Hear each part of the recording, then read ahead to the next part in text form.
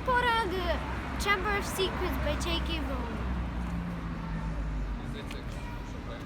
The shadowy walls were lined with shelves of large glass jars in which floated all manner of revolting things Harry didn't really want to know the name of at the moment.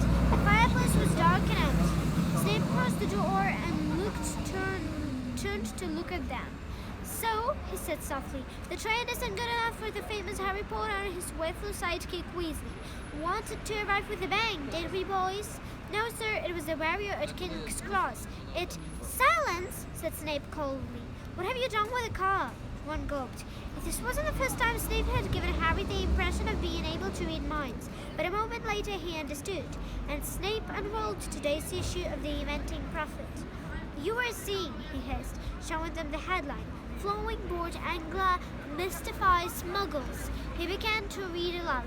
Two muggles in London, convinced they saw an old car flying over the post office tower at noon in Norfolk. Mrs. Harry Byers were hanging out the washing. Mr. Agnes fleet of people reported to the police. 6 and even 7 muggles in all. Believe in your father walks the Mystery of Muggle Artifacts office. He said, looking up at the throne and smiling and still more nestling. Dear, his own son. Harry felt as though he'd just been swallowed to the stomach by one of the mad tree's slender branches. If anyone found out Mr. Weasley had bewitched the car, he hadn't thought of that. I noticed in my search of the spark that considerable damage seems to have been done to a very able foaming willow, Snape went on. That tree did more damage to us than we did to it, Ron blurted out.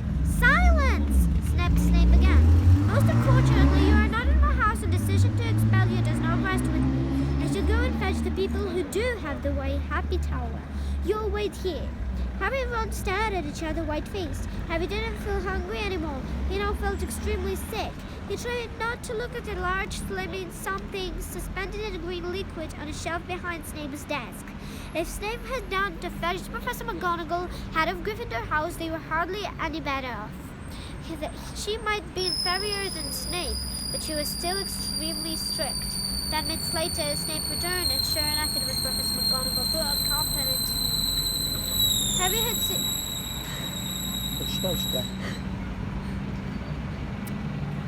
Harry had seen Professor McGonagall angry on several occasions, but either he had forgotten just now or then her mouth could go, or he had never seen her this angry before.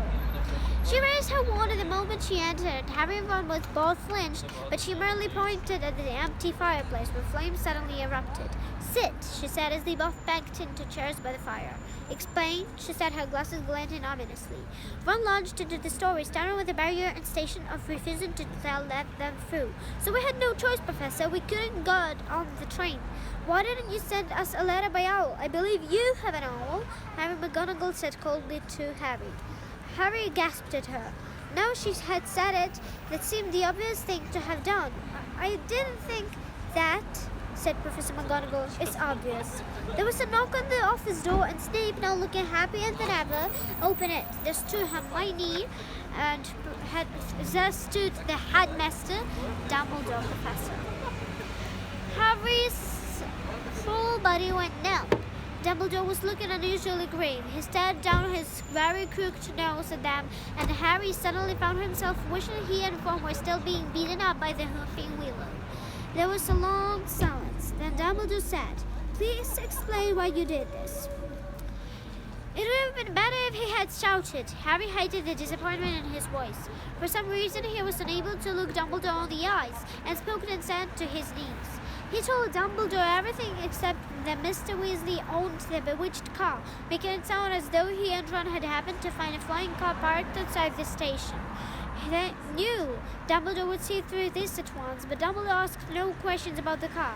When Harry had finished, he had merely continued to peer at them through his spectacles. "We'll go and get our stuff," said Ron in a hopeless sort of voice. "What are you talking about, Weasley?" barked Professor McGonagall. "Well, you explain it us, aren't you?" said Ron.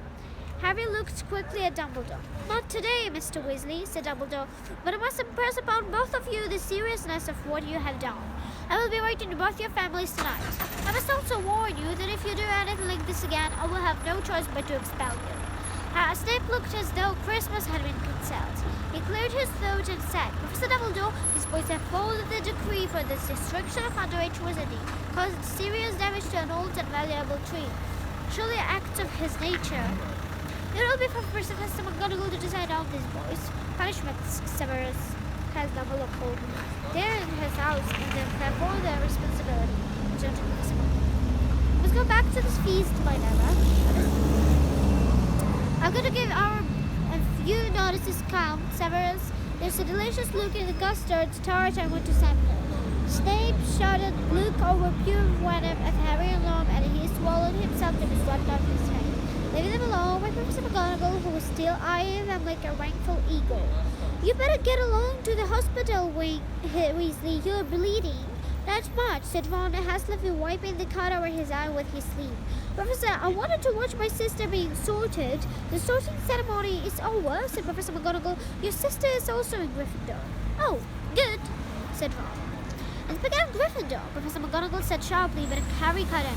Professor, when we took the car, term hadn't started, so Gryffindor shouldn't have points taken from it, should it? He finished, watching her anxiously. Professor McGonagall gave him a peering look, but he was sure he had almost smiled. Her mouth looked less than him, anyway. I will not take any points for Gryffindor, she said, but Harry's light lightened considerably. But you will go to get a detention. It was better than Harry had expected. As for Dumbledore's frightened for the Dursleys, there was nothing. Harry knew perfectly well they'd be just disappointed that the Wumpy Willow had squashed him flat. Professor McGonagall raised her wand again and pointed it at Snape's desk. A large plate of sandwiches, 2 silver goblets, and a pug of iced pumpkin's juice appealed to Paul. You will eat in here and then go straight up to your dormitory, she said. I must also return to the feast. When the door had closed behind her, Ron let out a low, low whistle. I thought that we'd had it, said grabbing a sandwich. So did I, said Harry, taking one too. Can you believe how long, though? Said Ron, thickly through a mouthful of chicken and ham. Fred and George must have been flown that car 5 or 6 times, and no Muggle ever saw that. He swallowed to look another huge bite. Why couldn't we get through the barrier? Harry shocked. We have to watch out for a step off from her now, though. Instead, they get a grateful streak of passengers. Wish we could have done up to the feast. She didn't want us showing off, said Ron sagely. Doesn't want people to think it's clever arriving by flying car. When they had eaten as many sandwiches as they could, the plate kept refilling itself, they rose and left the office, treading the familiar path to Gryffindor Tower. The castle was quiet. It seemed that the feast was over. They walked past muttering portraits and creaking suits of armor, and climbed narrow flights of stone stairs until, as they reached the passage, there was secret entrance for the Gryffindor Tower was hidden behind an oil painting to a very fat woman in pink silk dress. Password? She said as they approached. Said Harry. They didn't know the New Year's password, not having met a Gryffindor prefect yet, but help came almost immediately. They heard Harry feet behind them and turned to see Hermione dashing towards them. There you are! Where have you been? The most ridiculous rumors. Someone said you'd been expelled for crashing a flying car. Well, we haven't been expelled, so Harry assured her. You're not telling me you did fly here? Said Hermione, sounding almost as clever Professor McGonagall. Skip the lecture, said Ron a bit impatiently, and tell us the new password. It's Whistlebird, said Hermione impatiently, but that's not the point. Her words were cut short. However, as the portal of the fat lady swung open and there was a sudden storm of clapping, it looked as though the whole of Gryffindor house was still awake, packed into the circular common room, standing in the lopsided stables and squashy armchairs, waiting for them to arrive. Arms reached through the portrait hole to pull Harry and Ron inside, leaving Hermione to scramble in after them. Brilliant, said Lee Jordan. Inspired? What an entrance! Flying a car right into the hopping willow. People will be taking all about that one for years. Good on you, said a 50-year Harry he had never spoken to. Someone was patting him on the back as though he'd just won a marathon. Fred and George pushed their way to the front of the carriage and said together, What can you call us back, eh? Ron was cat in the face, grinning embarrassedly, but Harry could see one person who didn't look happy at all. Percy was visible over the heads of some excited first years as he seemed to be trying to get nearer around to start telling them off. Having confronted the rooms and nodded in Percy's direction, Ron got the point at once. Got to get upstairs, a bit tired, he sat and the two of them stood pushing their worry towards the door to the one side of the room, which led to a spiral staircase in the dormitories. Night, Harry called back to Hermione, who was wearing a scowl just like Percy's. They managed to get to the other side of the common room, still having their backs slapped, and gained the piece of the staircase. They hurried up it, right to the top, and at last reached the door of the old dormitory, which now had a sign on it saying second years. They entered the familiar circular room with 5 front posters hung with red velvet and its high, narrow windows. Their trunks had been brought up for them and placed at the ends of their beds. Ron grinned guiltily at Harry. I know I shouldn't have enjoyed that or anything, but the dormitory door flew open and saved the other second-year Gryffindor boys, Seamus Finnegan, Dean Thomas, and Neville Longbottom. Unbelievable, beamed Seamus. Cool, said Dean. Amazing, said Neville, awestruck. Harry couldn't help it. He grinned too.